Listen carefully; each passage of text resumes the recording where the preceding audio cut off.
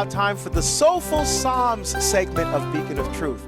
The Soulful Psalms, we take one of the Psalms from the Book of Sung Praises, from the wisdom literature of the Old Testament that we hear in every holy sacrifice of the Mass, because we have the Psalms in every Mass, and we connect the Psalms to your everyday lived experience. Well, today, looks like we're going to be finishing off Psalm 31.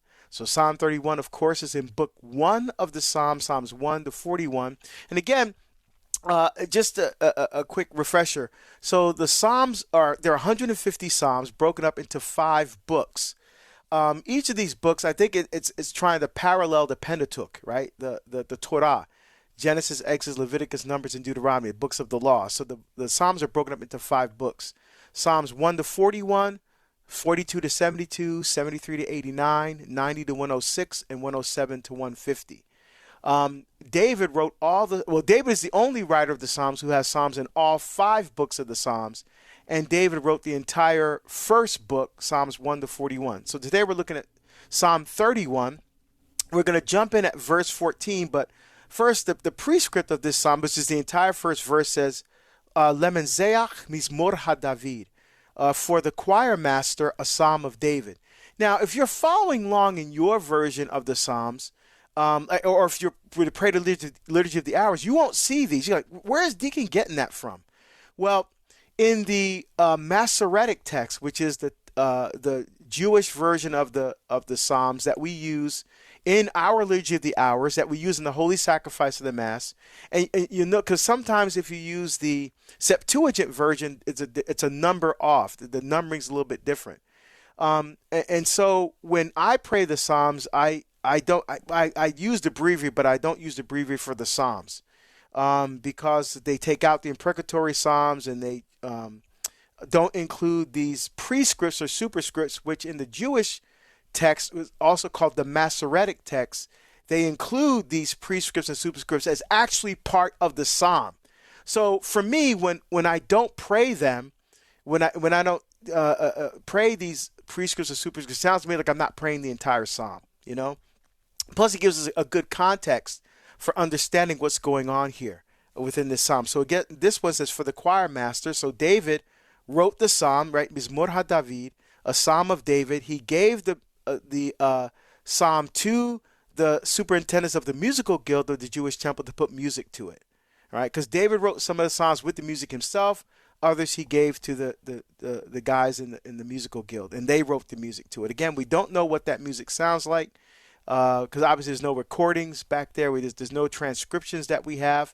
Although on the internet you can find scholars and even like PhD level musicians who study music, who kind of give an interpretation of what they think, their best guess of what they think the Psalms would have sounded like. So you can go and listen to that. Okay, so this jumping here, Psalm 31, starting at verse 14. So David says, I've heard the slander of the crowd, terror all around me, as they plot together against me, as they plan to take my life. All right, so David started off this psalm talking about taking refuge in the Lord, not being put to shame. And here toward the end of the psalm, he's reminding us, I think he's reminding us that, there's going to be people when you stand up for your faith, when you stand up, look at, we're talking about Padre Pio today, look at him. I mean, when the stigmata happened, people thought that even within the church, they silenced him. They couldn't say Mass publicly for years. He was ostracized. They had medical people come out to see if he was actually faking it and all this kind of stuff. So he was even persecuted because he manifested some of the signs that God gave to him. So he even had to endure things. Even, again, within the church herself, sometimes we have to endure some persecution. But most especially from the culture. Right, from the culture, that's antithetical to faith, that doesn't care much about God.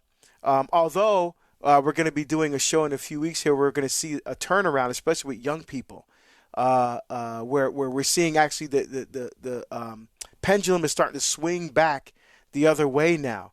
I think we've gotten sick and tired of the woke and of the brokenness and confusion within the culture, and now we want to get back to some normalcy, some rationality, and we're starting to see that swing back again. So David here is recognizing the fact that, yes, I hear what's going on around me. I hear the noise. I hear the distractions of the culture trying to take me away from my relationship with God, and sometimes it's terrifying. Terror all around me. Sometimes we feel that we're alone in this battle. There's so many people, even people within the church, who are thinking and acting like the culture and not like people of God, trying to change Christ's teachings in order to fit their narrative, their own subjective, distorted narrative, instead of looking to the beauty and truth of Christ. And so David recognizes that as they plot together against me, they plan to take my life. Well, take his life literally, but also spiritually here, trying to kill God's life within me, trying to make me feel like I'm the one that's broken and I'm the one that's confused, instead of the culture being the one that's confused and hurting. Because everybody's just trying to get along, just trying to go with the flow. And as I've said many times, when you look at things that flow down a river, those things are dead. We have branches and animals. It's the salmon that fight against the current. That's the salmon that fight upstream. And we have to be the salmon. In the last couple of verses here, David says, "But as for me, I trust in you, O Lord." Here we go. David says, yes, look what's happening all around me. I recognize that. I acknowledge it. But I won't have any part of it. And I'm going to stand strong in the midst of this persecution. Why? I trust in you, O Lord. I say, you are my God. Right? God, I love the confidence of David here. And I love going to these Psalms, especially when I'm feeling a little bit despondent, when I'm not feeling confident. I can go and see David says, I trust in you, Lord. I say, you are my God. My lot is in your hands. Right? I'm not just rolling the dice here, Lord. I'm putting my life, I'm putting my trust in you, O Lord. Deliver me from the hands of my enemies and those who pursue me. The confidence of David, knowing that God will come to his aid and come to his rescue. Yeah, and I mean, for us to be ridiculed for our faith is the rest of the world doesn't understand. So why wouldn't there be a mockery going on there? Because to them it does feel like a farce or seem magical, when really it's the supernatural world that we come from. That's where, God exists. So we get to explain that through, well, this is where I've seen God work in my life. You can mock it if you like, but a lot of times when it wears us down, that's when we're like, yeah, I don't think I really want to follow him anymore. And we can't let that happen. Yeah, I always have admiration for people who can stand in the fray. And deal with all of the negativity. I think of guys like, Trent Horn. And let's continue to pray for him and his wife who's recovering from brain surgery. They found a tumor, and they went in and removed the tumor, and she's going through recovery right now. So let's continue to pray for him and for her and for their family. They still have little kids at home. But how he goes into those debates, and he's not afraid. Lila Rose, not afraid to stand out there, knowing they're going to take the hits, right? Knowing that, and what's that gal from Students for Life?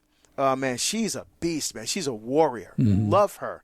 And they know they're going to take the hits, and they're able to stand strong and to stand firm in confidence because they know they have the fullness of truth on their side. Even though the person doesn't want to hear it, doesn't want to accept it, they're planting the seeds of faith that even breaking through the negativity, we can still hear God's voice. Amen. I love that.